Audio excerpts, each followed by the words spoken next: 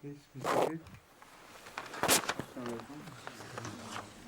I have received your paper on Jesus' birth, a comparative study, the Holy Quran and Testament. And it's a very good paper for your knowledge and your command of English. It's very well written, mashallah. But it needed, of course, a few things to be told, You didn't organize it in the sense as a good comparison could be made. Incidentally, I mentioned last time we met together, that I don't exactly remember whether I had read this reference to the Bethlehem star in the New Testament or in the Apocrypha, apocryphal literature. Later on, Imam Sahib showed me a passage from Matthew, which has this reference. But I remember having investigated it once before, and many Christian scholars have proved it to be a false addition to Matthew. Evidently, they must have been led to this because of the absurdity of the whole thing. But altogether, they have found it to be not a genuine part of Matthew. It must have been added later on by some scribes. But the point which is evident is a star cannot lead to a house underneath. Even if it's in Matthew, the absurdity is so evident. And then they worshipped, like you have noticed. According to this account, they worshipped the child there and then. While Mary, all her life was completely dedicated to the unity of God. There is no reference whatsoever anywhere in the Bible to indicate that Mary worshipped her son or considered him to be God. So in presence of Mary, for them to prostrate before him, and the whole town knew. Why didn't they were happy. Why didn't the Jews murder him then and there? So there's so many absurdities in the biblical account which are completely left out in the reference to Jesus and his birth in the Holy Quran. That is what I pointed out to you. Got it? Sa Sainteté le Calife a repris l'étude qu'il avait confiée à Mademoiselle Salima Al-Wash sur la naissance de Jésus-Christ selon le récit biblique et le récit coranique de cet événement. Et il a dit que donc il a reçu ce que Mademoiselle Al-Wash a préparé, il a apprécié. Et il a dit en passant que M. l'imam Rached lui a aussi fourni la référence qui mentionnait quelque chose se rapprochant au roi mage qui apparaissent dans le récit biblique. Et il dit que lorsque je le vis, je me souviens que je l'avais vu dans le passé. Et je me souviens aussi que j'avais lu que bon nombre d'exégètes de la Bible avaient déjà prouvé que cette référence n'est en fait qu'une interpolation, ce n'est pas une partie de Matthieu, d'où cette référence a été tirée. Car peut-être que ces exégètes ont trouvé qu'il était absolument impossible et absurde qu'une étoile soit utilisée pour trouver exactement là où se trouvait la maison où était né le Sauveur. Ce n'est pas possible, on ne peut pas suivre une étoile pour trouver une chose aussi petite que cela. Et aussi on dit que dans cette référence qu'on voit que ces personnes adorent l'enfant lorsqu'ils le trouvent. Et tout cela devant sa mère Marie. Alors que Marie, pendant sa vie, donc avant la naissance de Jésus, elle était restée dédiée à l'unicité de Dieu. Et on ne voit aucune référence dans la Bible où Marie aurait adoré son fils et où elle l'aurait considéré comme étant Dieu. Aussi, une autre chose qui tend à l'absurdité, c'est que toute la ville savait ce qui venait de se passer. Eh bien, pourquoi les Juifs ne l'avaient-ils pas tué tout de suite ? Ça aurait été beaucoup plus simple de tuer l'enfant dès sa naissance. s'ils avaient su qu'un enfant est venu et que les gens ont commencé à l'adorer. Donc tout cela prouve que cette référence en fait est fausse.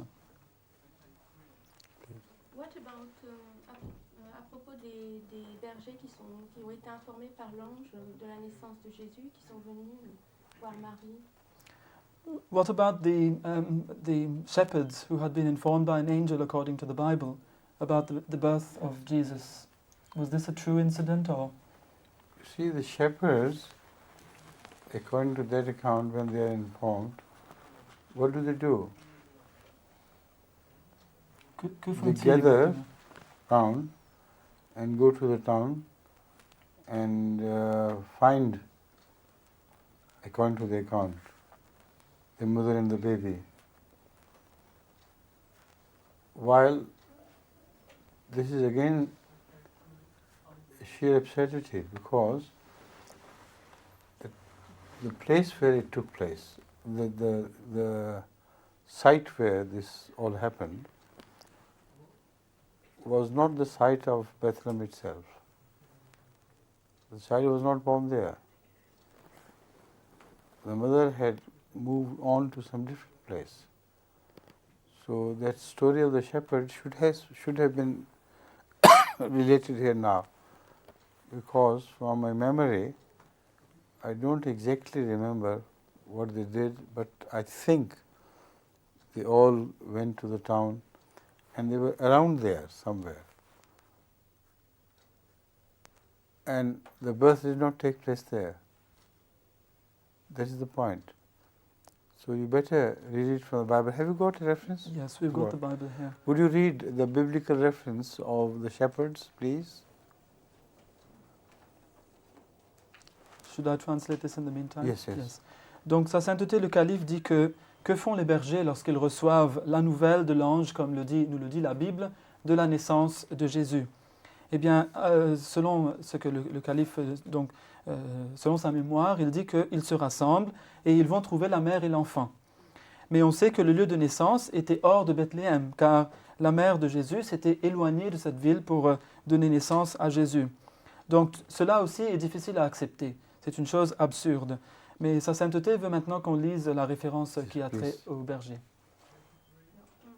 C'est dans Luc, dans l'évangile selon Luc. Il y avait aussi dans la même région des bergers qui vivaient en plein air et qui la nuit passaient la veille à garder leurs troupeaux.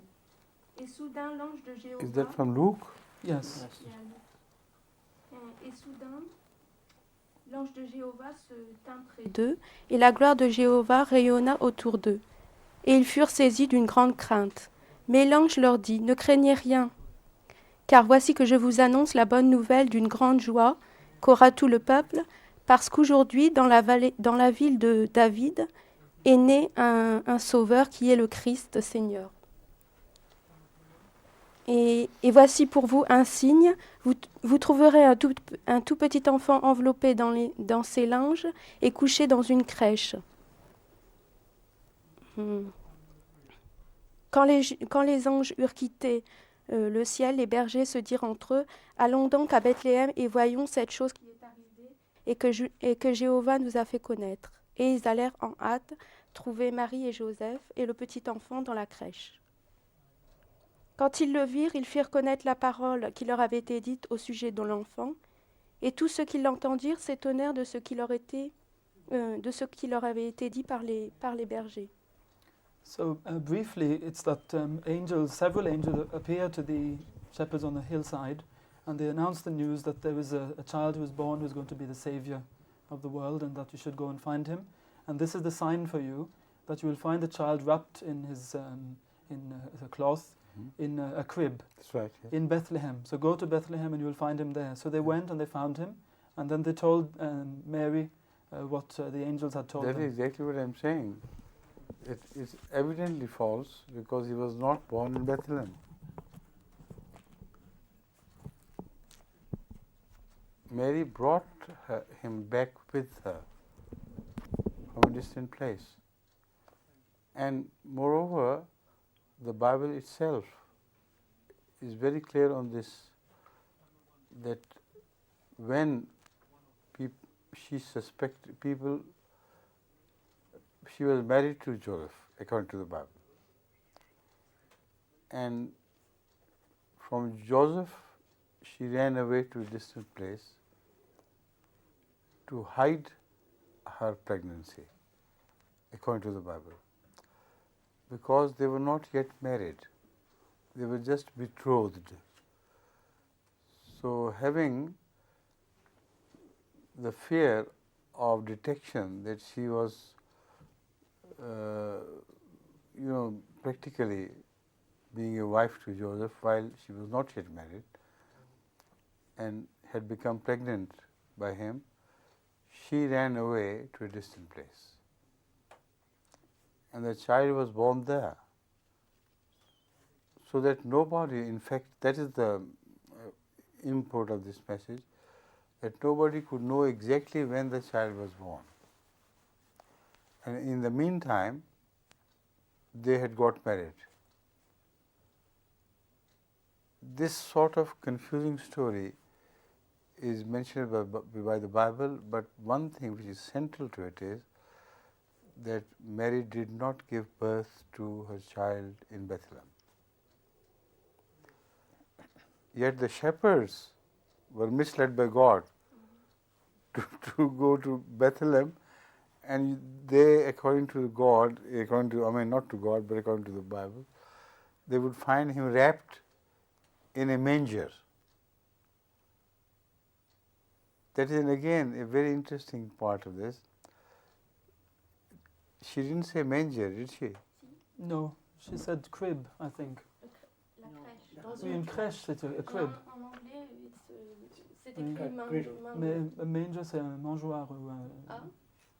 Pour, Une crèche.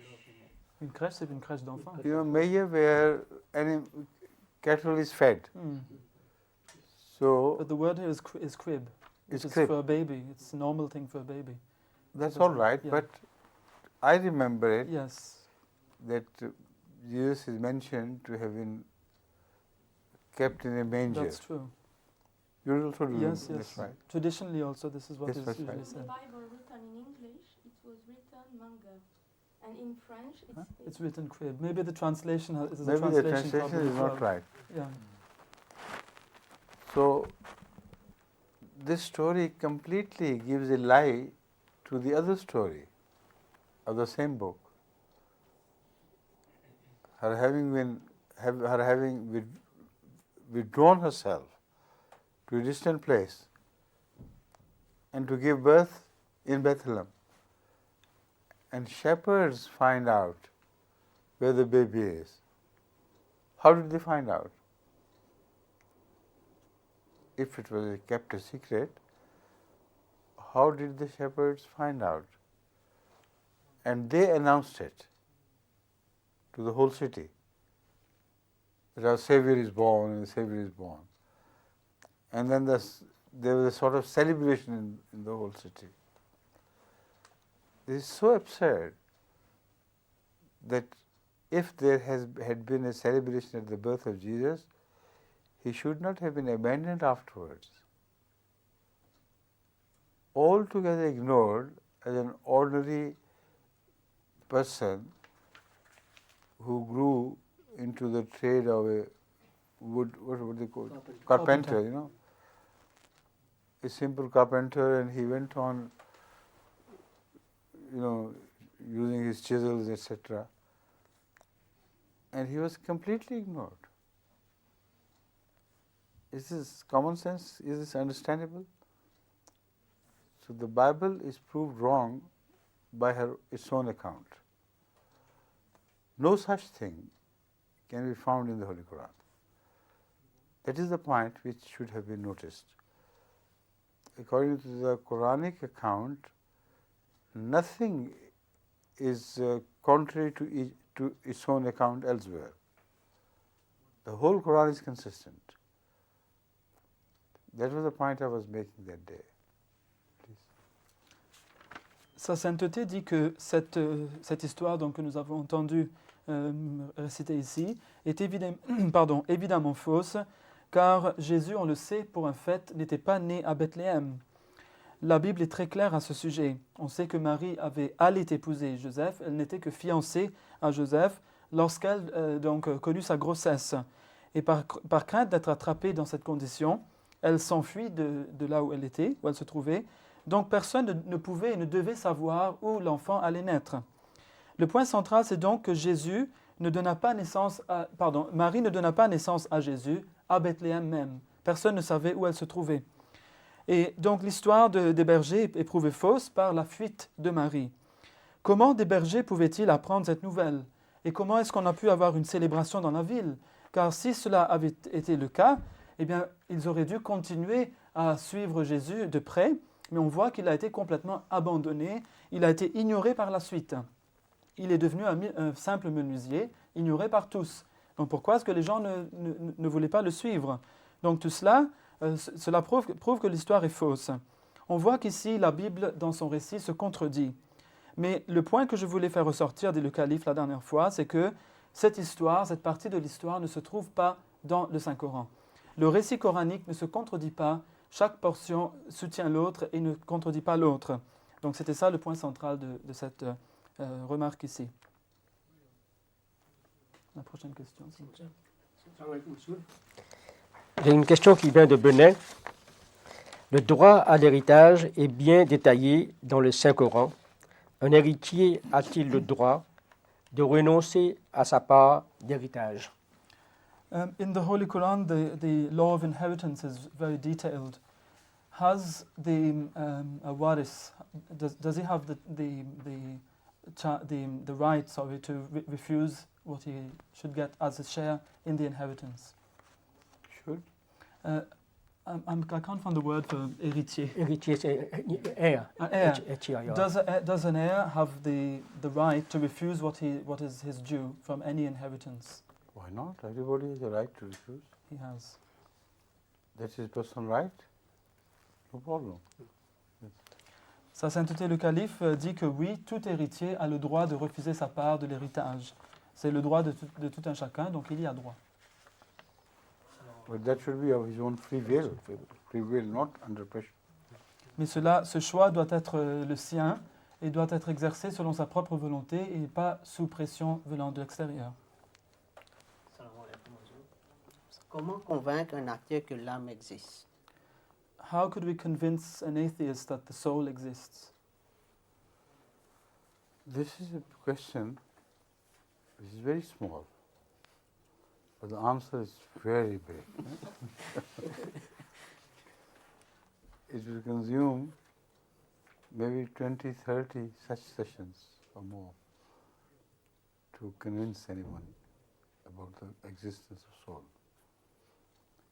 Because it's related to the question of there being God. If there is a God, there has to be a soul.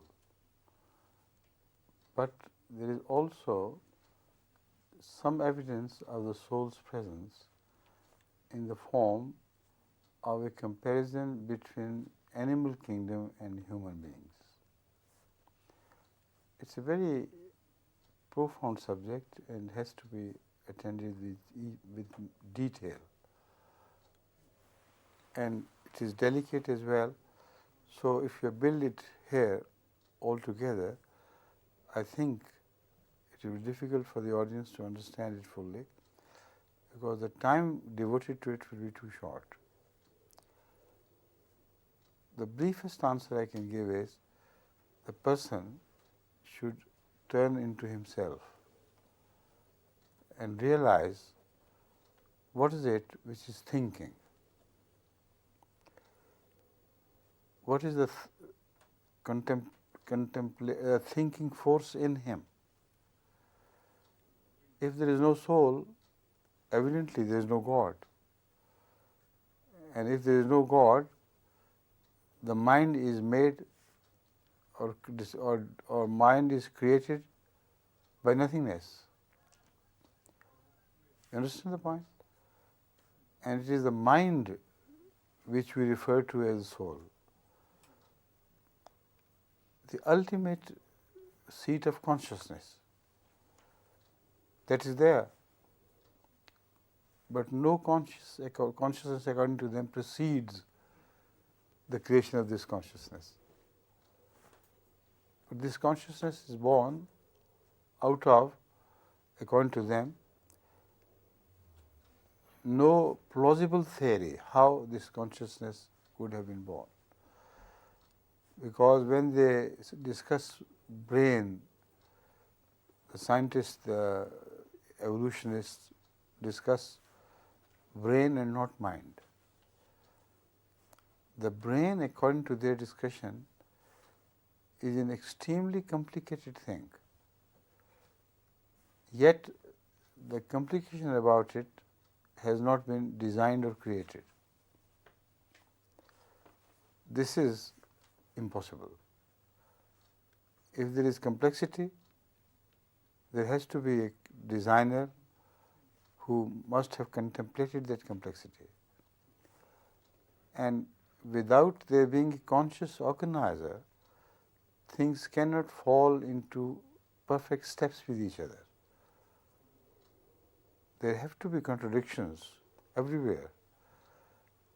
And the mind should not have been organized as human mind is. According to the scientists who simultaneously do not believe in a creator but believe in the mind, they know that the mind could not have been created by the most advanced computer manufacturers, because there is so much to mind. I mean, the brain. There is so much to a brain that even after 100 years or 100,000 years, man cannot imitate the brain, not to mention his own designing. Computers are just nothing as compared to the brain. For instance, you visualize the organic systems in man. Organs are complex enough to defy their creation without a creator. But when you talk of systems, there is a correlationship between an organ and another organ and yet another organ. So the eye is extremely difficult to explain how it got created, how it had an internal order and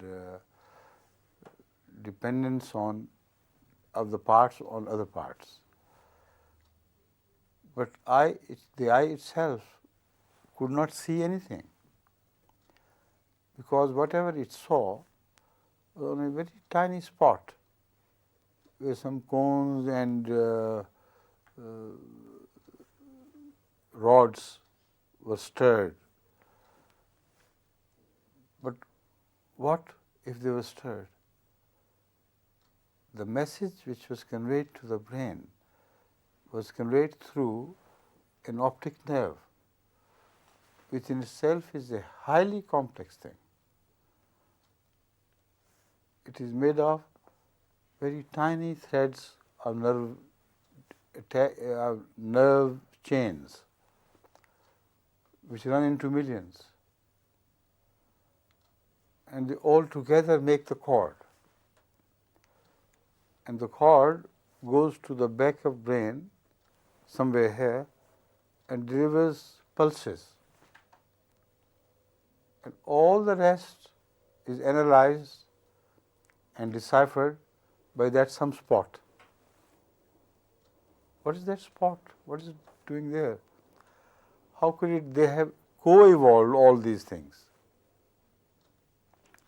The brain, or the spot somewhere behind, analyzes the information it receives and enlarges it and inverts it to its own advantage.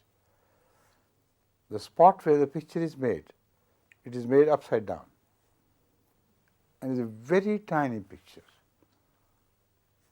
hardly to be seen by naked eye if we observe.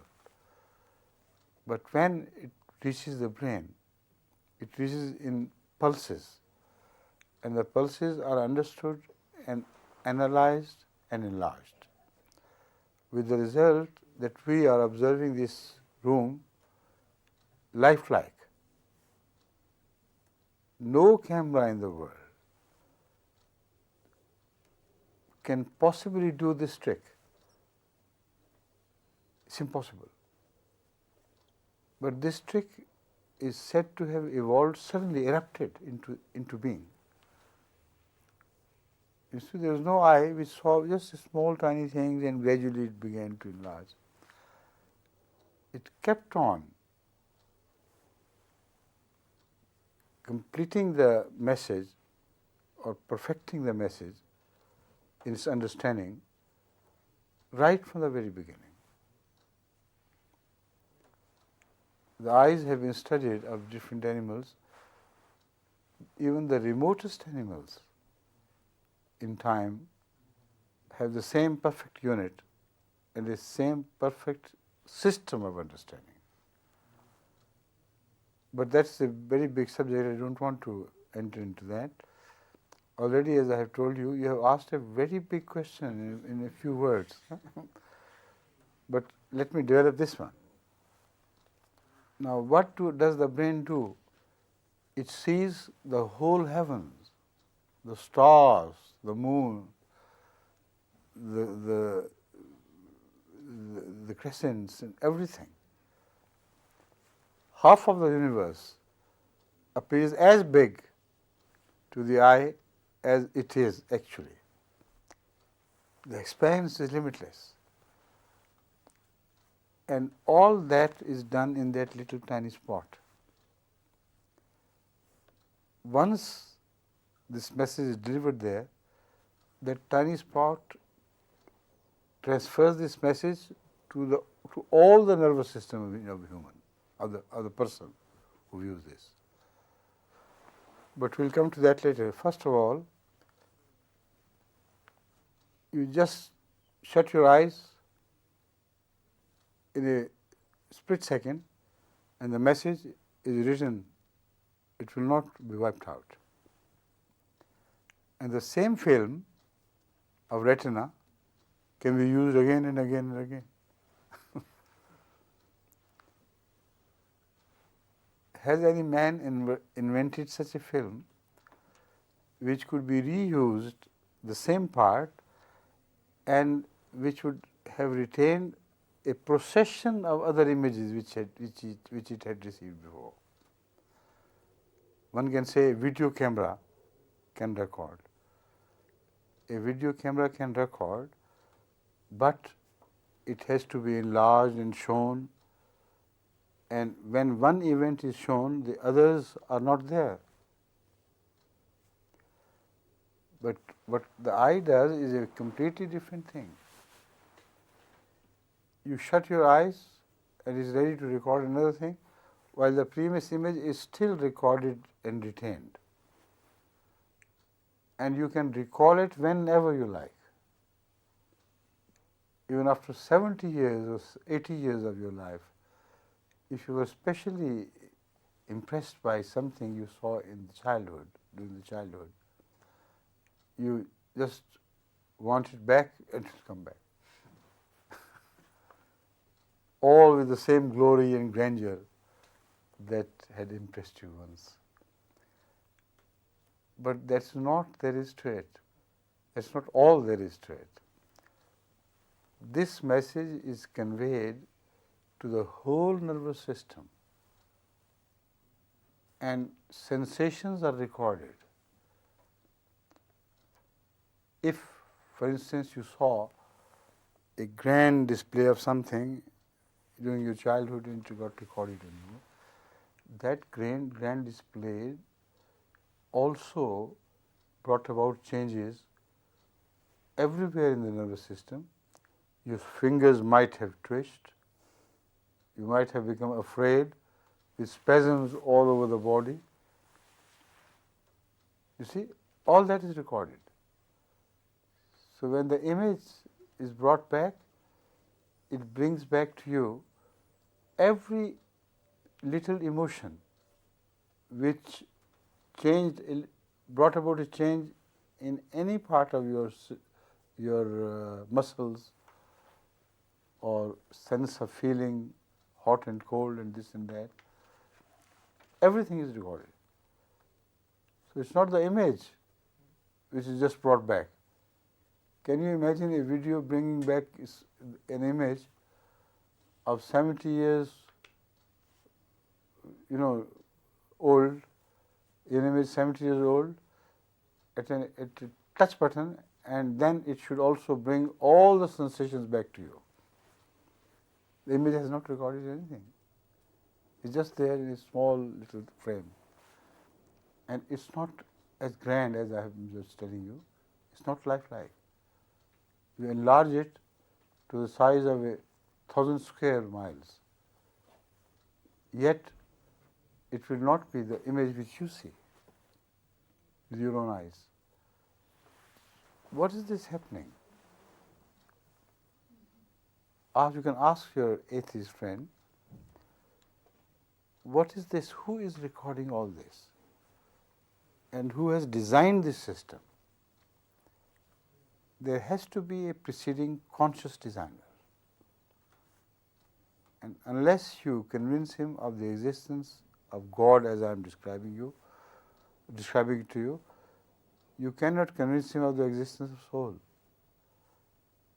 Because that is a subject which is dependent on your belief in the existence of God as a creator, as a conscious creator, as a perfect designer. Then the need would arise for a soul to be there to recognize him. And then the operation of brain is immediately understood, because the brain is only a computer, and the ultimate thing which computes, which operates on this computer, is an indescribable existence of some consciousness. See? So all that, if you remember, you can tell him whether he believes or not. That is not your responsibility. You should pray for him. Sa sainteté, le calife nous dit qu'ici, c'est une question bien courte, mais la réponse sera très très longue. Elle va peut-être s'étaler sur 20 ou 30 de séances comme nous en faisons aujourd'hui. Tout d'abord, il faut prouver qu'il y a un Dieu. Car s'il y a un Dieu, alors il doit y avoir une âme. On pourrait par exemple procéder en faisant une comparaison entre le royaume animal et l'être humain, mais c'est un sujet vraiment très très profond et le temps ici serait vraiment trop court pour entrer dans tous ces détails. Mais je voudrais quand même donner, dit le calife, une réponse très brève. Une personne devrait se contempler de l'intérieur et voir ce qu'il y a à l'intérieur. Et qu'est-ce qu'il pense? Quelle est la chose qu'il pense en elle? S'il n'y a pas de Dieu, cela voudrait dire que le vide a créé l'esprit. Et c'est cet esprit justement que nous appelons, nous, l'âme. Le siège ultime de la conscience se trouve là quelque part, et tous le savent. Ils savent qu'il y a une conscience à l'intérieur. Mais selon les athées, la conscience n'est pas précédée par une autre conscience qui l'aurait créée. Le cerveau est une chose extrêmement compliquée. Et s'il y a complexité, il doit y avoir tout d'abord un organisateur conscient, car la complexité ne naît pas d'elle-même. Sinon, on devrait voir des contradictions partout. Mais ce n'est pas ce qu'on voit. Or, les scientifiques qui ne croient pas en Dieu, ils reconnaissent que le cerveau est une chose très complexe. Et ils savent aussi que le cerveau met au défi toute philosophie ou théorie de création. Le cerveau, selon eux, ne peut pas être créé.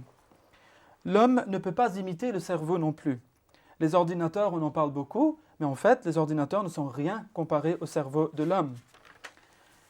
On peut parler aussi des organes qui eux-mêmes sont déjà assez complexes pour mettre au défi une création venant du néant, de rien. Mais si on commence à parler des systèmes organiques, alors là, on va entrer dans encore plus de complexité. Par exemple, prenons le cas de l'œil. L'œil de lui-même ne peut rien voir. Il reçoit des messages au niveau de certaines cellules qui ont une forme conique ou rhomboïde en son intérieur. Mais ces cellules étant stimulées, elles ne voient rien. En fait, c'est le nerf optique qui est relié à l'œil. Le nerf optique est une chose très complexe en elle-même, étant formé par des millions de filins nerveux qui remonte jusqu'au cerveau, qui transmet donc ces messages reçus par l'œil au cerveau. Le cerveau, quant à lui, il analyse l'information reçue et ensuite l'utilise à son avantage. L'image ne peut pas être vue, elle voyage en fait sous la forme de pulsations jusqu'au cerveau. Et aujourd'hui, par exemple, ce que nous observons ici dans nos studios, aucune caméra ne peut répliquer cela. Car ce que nous voyons, l'image est une chose tout à fait naturelle. C'est une chose qu'aucune caméra ne peut donc répliquer. Le message reçu par le cerveau a déjà été perfectionné depuis que la toute première image a commencé à être reçue au niveau de l'œil. C'est un sujet donc très très compliqué et ça demande une très longue réponse. Que fait le cerveau, dit le calife? Il voit les cieux, il voit les étoiles, il voit la lune pleine, il voit le croissant de lune. En fait, il voit la moitié de l'univers qui s'ouvre devant lui. Et toute cette image immense se forme sur un tout petit point minuscule sur l'œil. Les pulsions électriques sont donc envoyées jusqu'au cerveau. Et si vous fermez les yeux, vous verrez que l'image ne va pas s'effacer pour autant, même une image aussi complexe que celle-là. Et encore une autre chose, c'est que la rétine, c'est ce film, c'est cette pellicule qui est utilisée pour enregistrer l'image. Eh bien, sachez que la rétine, elle enregistre des images les unes après les autres et elle peut être réutilisée maintes et maintes fois, donc des millions de fois, des milliards de fois. Est-ce que l'homme a inventé une telle pellicule, un tel film sur lequel on pourrait enregistrer encore et encore sans que cela ne se détériore? Eh bien non, on nous parle de caméscopes qui peuvent enregistrer certaines choses, mais aucune d'entre elles ne peut enregistrer, aucun caméscope ne peut enregistrer plusieurs images sur une seule partie de la pellicule. C'est impossible. Et puis, vous pouvez penser un peu à des images d'enfance, des images qui vous sont éloignées peut-être de 70 ans, selon votre âge. Ce sont des images qui vous avaient impressionné, et tout à coup, cela vous revient dans toute sa splendeur, dans toute sa gloire, comme elles étaient lorsque vous les aviez reçues la première fois. Mais ce n'est pas tout. Ce message est transmis en fait à tout le système nerveux, à tout l'entier du corps. Par exemple, peut-être que lorsque vous avez fait cette vision quelconque, que vos doigts avaient bougé, que vous avez eu des spasmes au niveau des jambes, toutes sortes de sensations qui avaient accompagné l'enregistrement de cette image. Et bien, lorsque cette image vous revient, ce sont toutes ces sensations qui reviennent avec l'image. Eh bien, pensez un peu. Si vous avez une caméra et vous lui dites « ramène-moi l'image que tu avais enregistrée il y a 70 ans de cela, avec toutes les sensations qu'on avait reçues avec », eh bien, ça sera impossible. Et même si ça venait, ce ne serait plus des images naturelles, ce ne serait pas des sensations qui accompagnent l'image, tout ça qui fait une image naturelle que nous recevons avec notre œil. Donc, le calife dit « demandez donc à votre ami athée qui a conçu un tel système, un système aussi complexe. Il faut qu'il y ait d'abord et qu'il accepte le fait qu'il y ait un créateur conscient. Lorsqu'il a été convaincu de l'existence de Dieu, on peut à partir de là procéder jusqu'à l'existence de l'âme. Car l'existence de l'âme dépend de notre croyance en un Dieu qui crée de façon consciente. Puis lorsque tout cela aura été accepté et reconnu, tout à coup l'opération de ce cerveau sera comprise, sera cernée. Le cerveau est un ordinateur. Et il y a une conscience qu'on ne peut décrire, qui est indescriptible, qui l'opère. Donc voilà en bref la réponse du calife à cette question très complexe. Yes. Another thing, the eyes are not just mechanical organs. They do things which no blind evolution could have taught them. It's impossible. When, for instance, you go to the country of Marti, you may sit on the top of a hill and enjoy the beauty all around. What is the purpose of an eye if it was created by blind evolution to enjoy the beauty of things? What is beauty? What is the beauty to the eye? If a man has been born for thousands of years and raised for thousands of years in a beautiful place, then you could say perhaps gradually it dawned upon him that this is beautiful because I belong here. But if he goes to, for instance, the Sahara and watches the sunset there, he will still enjoy the beauty of that sunset immensely. He enjoys the beauty of the animals and the weather, which, for instance, under winds, the flower, the branches of the trees and the grasses, they dance sometimes in a wind to and fro. It looks so beautiful. What is it? What is beautiful? That message which is conveyed by the eye is just an impulse. Who enjoys this beauty? Why should he? And what beauty is, nobody knows. So there is far more to it than meets the eye. Please. Sa sainteté dit qu'il y a autre chose. Les yeux ne sont pas que des organes mécaniques. Ils font des choses qu'aucune évolution aveugle n'aurait pu donc lui enseigner. Par exemple, allons au pays de M. Marty, donc la France. Vous êtes assis sur une colline et vous contemplez la belle vue qui est devant vous et vous l'appréciez. Mais qu'est donc la beauté? L'évolution peut-elle enseigner la beauté? Peut-elle vous dire ce que c'est que la beauté et comment l'apprécier? Peut-être que l'appartenance à une certaine place, à un certain endroit, peut créer une sensation d'appréciation progressive qui amène peut-être à la beauté et à son appréciation. Mais la même personne peut se rendre aussi au désert du Sahara et y contempler un beau coucher de soleil et vraiment l'apprécier et aimer cette vision. Mais l'œil, lui, ne donne que des impulsions, il ne donne que des images. Mais qu'est-ce que c'est que cette beauté? Et comment est-ce que la personne donc peut-elle apprécier cette beauté? Donc le calife a dit, mais this is going to be impossible to translate, unfortunately, the last part, donc en anglais, qu'il y a beaucoup plus à l'œil que ce que peut voir l'œil, en fait. Donc c'est une petite expression anglaise. I'll say something which perhaps will be translatable. You can ask Marty, has he ever observed a dog sitting on the top of a Swiss hill and enjoying the beauty all around? Donc avez-vous déjà vu un chien assis en haut d'une Or montagne a rat, suisse for that matter. ou un rat qui apprécie la beauté, Or a fox, ou un renard, or a horse. ou un cheval? They don't do it because they do not have souls. According to the Quran, the soul is granted only to man. And this is the difference, wide difference between man and other animals. Man can enjoy things which simply appear as scenes to other animals. They see their way out of something, they see their way into something, and they don't realize what is happening all around. So that is the purpose of soul. Only soul can do it. You can translate this much. Huh? Yes, yes I can.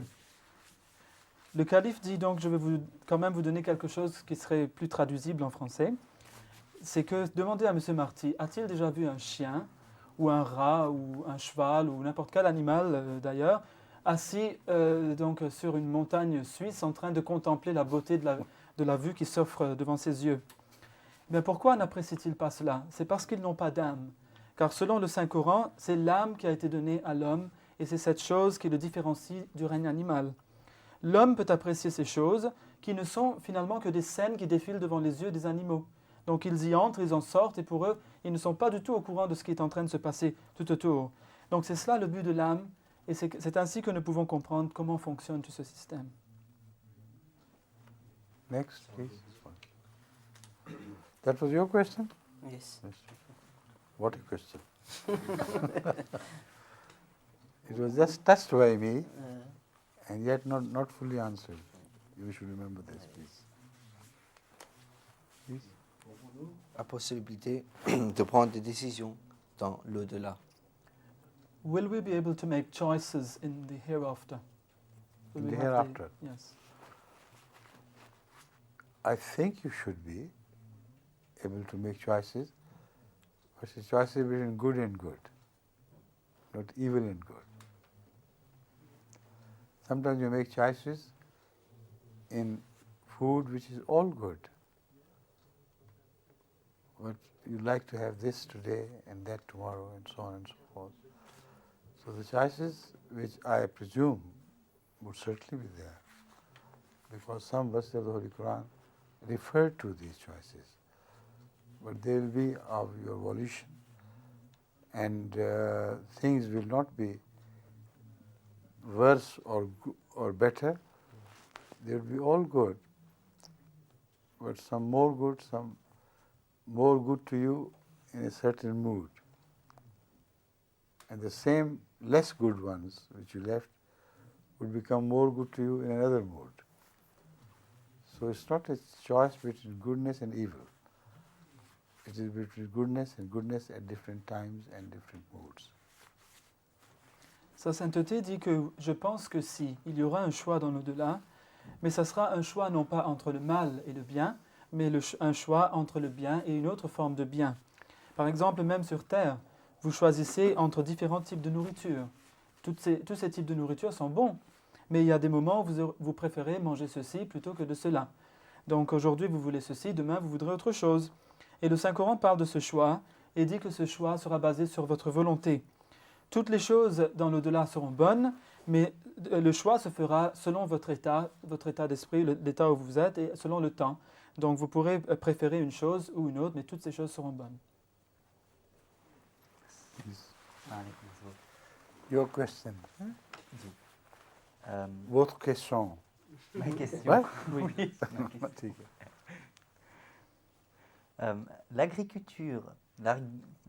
L'agriculture a-t-elle été révélée ou est-ce une découverte de l'homme? Had agriculture been revealed by God to man, or was it a human discovery? Everything was taught by God to man, in fact. And this agriculture particularly has to come from God, because we know that in the beginning man was just a gatherer, like other animals. He gathered things which were useful for him in eating and other things, but he was still a gatherer. Agriculture was born with what they call civilization, and all civilizations are brought by prophets. There is no civilization which does not have its origin in prophets. Hazrat Masih Maud al-Islam has enlarged this subject, attended it in detail, and informed us that whenever a prophet is born, a new civilization is born, because of what he received from on high, from God. He is the most sophisticated person of his age, and he is told by God to do this and do that, and a new phase in the civilization appears. So, according to these facts, whatever is man learns, he learns from God and does not learn by himself. Even how to bury your dead was an art which was told by God to the wicked son of Noah, of Adam. He was about to leave the corpse of his brother naked when he observed a crow digging something and burying it. At that moment, the thought was born that if an animal can bury with things which should not be exposed, being a man, why shouldn't I do it? And that was the first mention of man having died and buried. Previously, I think they just threw the corpses of humans So this tradition of burying men when they are dead is as far remote from our time as that son of Adam was, who buried his brother after watching a crow having buried something. See? But that is just a small thing. All habits which you call civilized habits are granted to you through prophets or through your religion. Nowadays you see so many dogs which people walk during in the morning in the grounds, etc. Why do these people love dogs? The incident is very remote when it all started.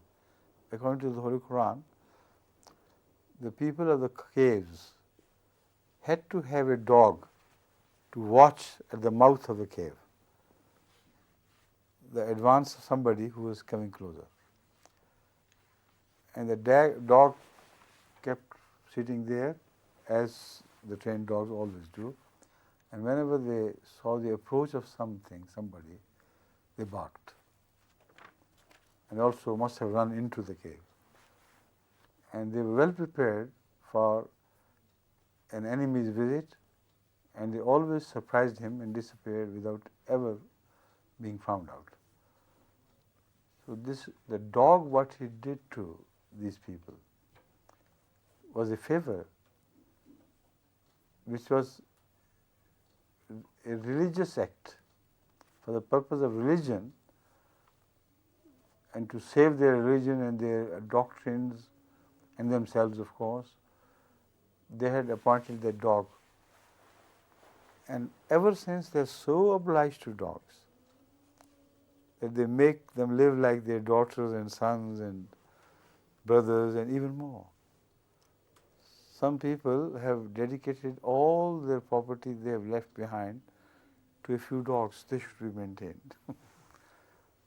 But about any other humans, they don't care much. Or the dogs, they do. But they do not remember that this habit or tradition is rooted in religion. It has become just a culture. And it has not become a culture with Muslims. There again, their religion is responsible, because dogs are filthy things. They can soil your clothes and things and do bits of this and that there everywhere. So that in a house where you must remember God on a clean cloth and on a clean floor, dogs should not be permissible. So they are employed for other purposes, not for the purpose of their becoming intimate with the owners, the masters and so on, like as though they were one of them. As though they were some of them, not one of them. See? So if you trace back the cultural habits of people, you'll be amazed to see how they ultimately end up in some religious tradition or custom rooted deep behind in our past. You understand? And people don't realize it. All civilization is born out of religion. And a few examples I have just given. And I think by the time you finish, the time would be over. Inshallah. Right? Not inshallah. If it's not over, you can In talk the away positive two things. sense. Yes, please. So can I take leave of you? Thank you very much. Thank Very you. interesting. Thank Jazakumullah.